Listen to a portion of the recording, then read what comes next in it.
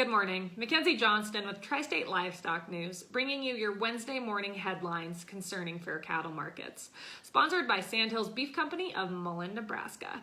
Eat like a rancher. America First means buying directly from the producer. Be the change.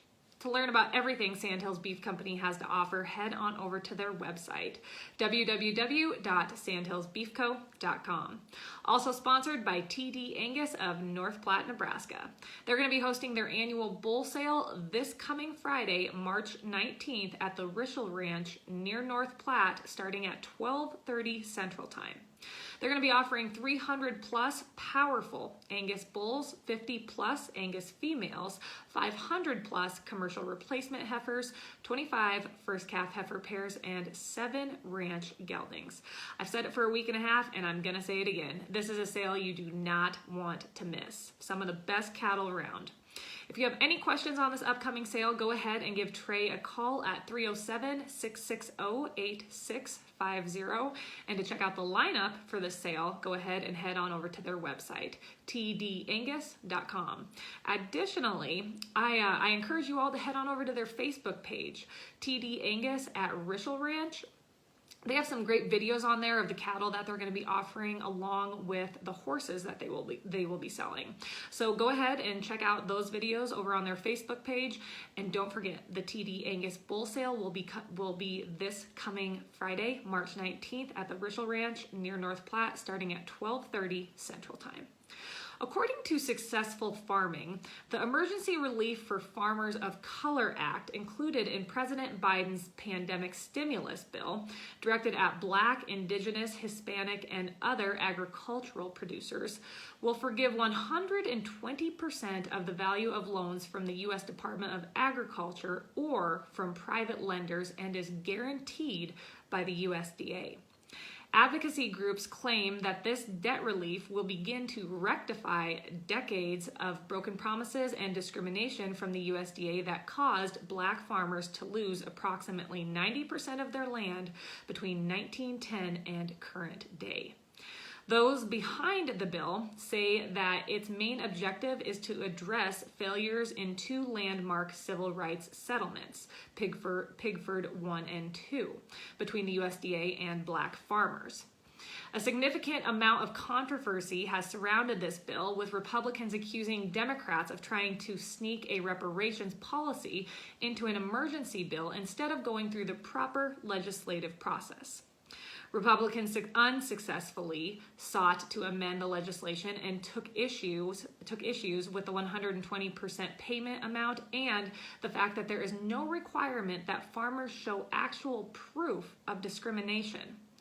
According to Representative Austin Scott, a Republican from Georgia who sits on the committee, this bill is ripe for a reverse discrimination lawsuit. There is no proof of discrimination. You, by virtue of the color of your skin or your ethnicity, receive 120% of your outstanding loan balance, said Scott. Those in favor of the bill countered, saying that the way the bill is set up was the only way to ensure farmers are compensated for not just their debt, but also the taxes associated with debt forgiveness. If the bill were written to explicitly cover farmers' tax obligations, it risked getting bogged down in congressional tax writing committees. The bill has, as we spoke of yesterday, the bill has $4 billion earmarked for the program because the Congressional Budget Office estimates that's how much it will cost to pay off USDA loans for minority farmers, plus 20%. So I know you can all do the math out there, but if you have an individual, let's say with a $100,000 loan, they get that wiped free. And then on top of that, they get $20,000 just handed to them. Just for kicks and giggles. Just hand it to them.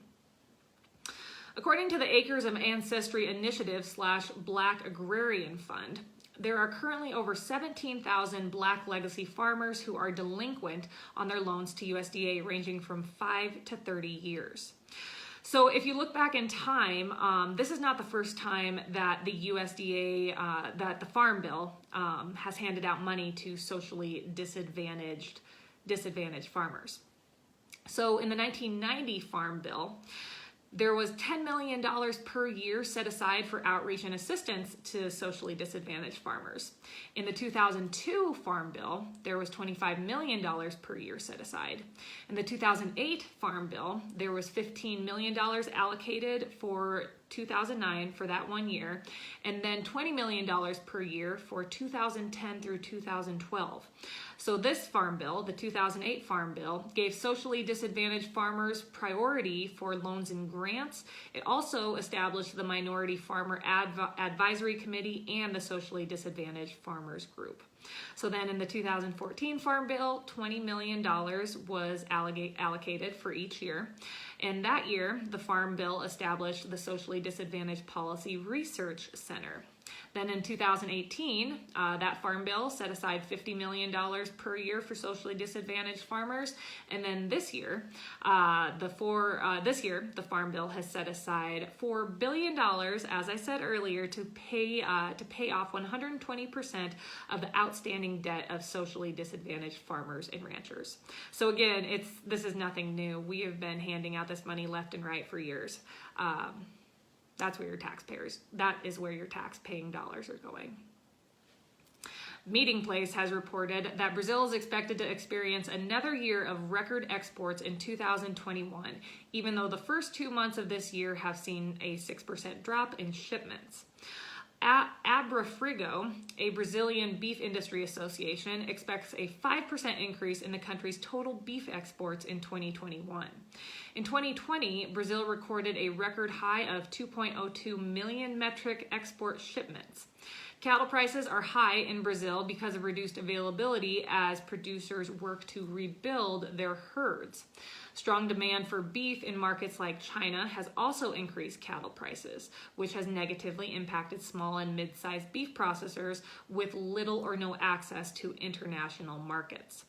Decreased domestic demand for beef has also greatly impacted smaller beef processors. Some processors have resorted to furloughing employees because of the tight cattle supply, which has led to record prices.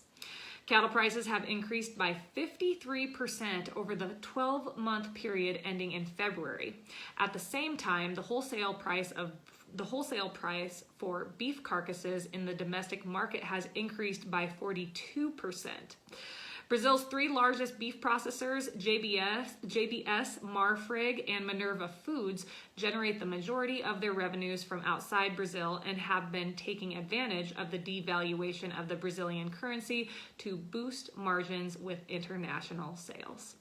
That is all I have for you guys this morning. I hope everyone's week is going well. I hope everyone's snow is starting to melt a little.